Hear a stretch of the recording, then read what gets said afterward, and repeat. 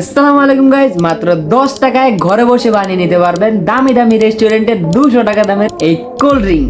So বেশি কথা না বাড়িয়ে এই কোল্ড ড্রিঙ্কটা ঘরে বসে কিভাবে বানানো যায় আমরা শিখে নিই।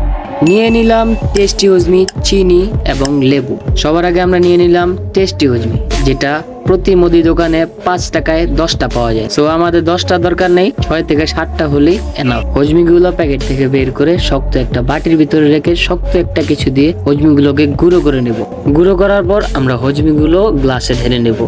তারপর আমরা 2 চামচ চিনি নেব। 2 চামচ চিনি নেওয়ার পর আমরা 2 কোষো লেবু নিয়ে নেব। 2 কোষো লেবু আমরা গ্লাসের ভিতরে চিপে নেব। তারপর নিয়ে নিব ঠান্ডা পানি, অর্ধেক গ্লাস ভরবো, কারণ তার উপরে আমরা 4টা বরফ দেব।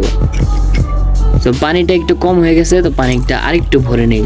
এখন আমরা পানিটাকে ঘুলে নেব। ঘুলে নেওয়ার পরে আমরা একটি লেবুর টুকরা গোল করে কেটে নেব। তো আপনাদের লেবুর টুকরা গোল করে কাটার দরকার নেই, আমি শুধু আমার ভিডিওটা অ্যাট্রাকটিভ করার জন্য লেবুর টুকরাটা গোল করে কেটে নিয়েছি।